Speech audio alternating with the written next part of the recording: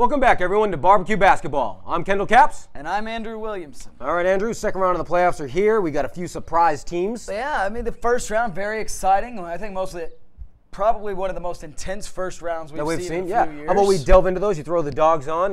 Start in the East, Atlanta finding a way. I mean, myself and a lot of other people thought Orlando would have their way with him like they did last year. Well, yeah, and I thought Dwight Howard really come to play, and he did, but it wasn't enough. No, it wasn't close. The team didn't show up. It was amazing. He was putting up some of the best numbers you would see from a center in a series.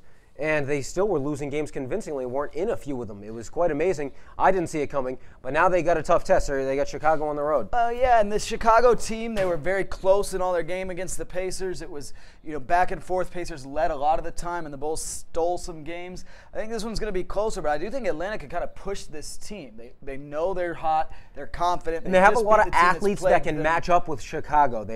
Everyone knows they're very athletic. They're very long. And when they play well, when they come up and they start playing as a team, they tend to be able to play with the big boys. I think they will also push it. But ultimately, Derrick Rose, he's been taking over fourth quarters. I think he does it in this series. Well, and Joakim Noah, I think in the deciding game against the Pacers, Game 5, when he was on the floor, they were up 44 points. When he was off the floor, they were down 7. So I think Joakim Noah is one of the most underrated, important players playing right now. Yeah, probably in the whole NBA. How about another surprise out west? Memphis, you predicted it. You had them beating San Antonio, but I don't know if you thought they'd do it that easily. I didn't dream they'd do it in 6 games, but the way this team's playing, they've got Zach Randolph has stepped up, finally comes to play every night. He's 7 foot tall and shoots a fadeaway jumper. Might be a little shorter than 7 foot, but he's up there. And you got Marc Gasol, the other twin tower, playing better than his brother right now. And they have 2 capable guards with Conley and with O.J. Mayo. Neither one are outstanding, but they can both run an offense, so you have someone in there at all times. They're a well-balanced team. And they came out and took Game 1 from the Thunder. They've got those 2 great wing defenders, Shane Battier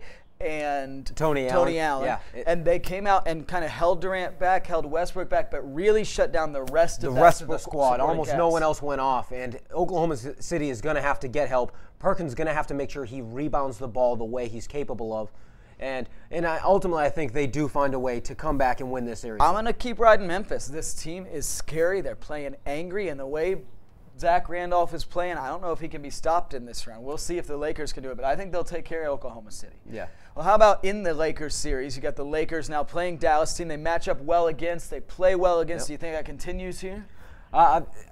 They haven't played in the playoffs since what? I think 1988 it is. It was quite a long time ago, and it's going to be difficult for, like you said, the matchup problems. They added their one big guy down low. They got Tyson Chandler who can bang. He's athletic, so maybe he can move, and he's a little bit quicker than Andrew Bynum, and that helps him. Right, well, but ultimately it's going to be a tough matchup for the Mavericks. I think he is quicker, but he's also not as big, and I think the way Andrew Bynum's playing, I don't think Tyson Chandler has seen this Andrew Bynum yet with the things he did in the first round. I think Gasol's going to come out of his funk.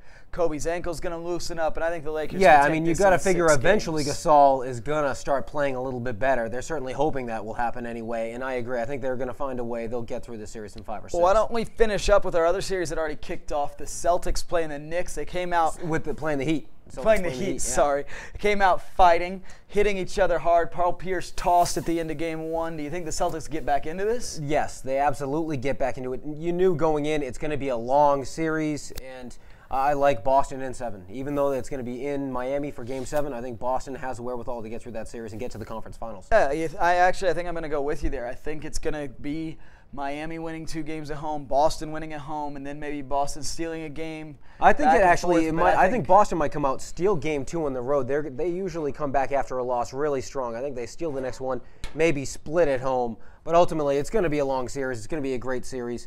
As they all have been so far in this playoffs. Absolutely. It's been a great playoff so far this season.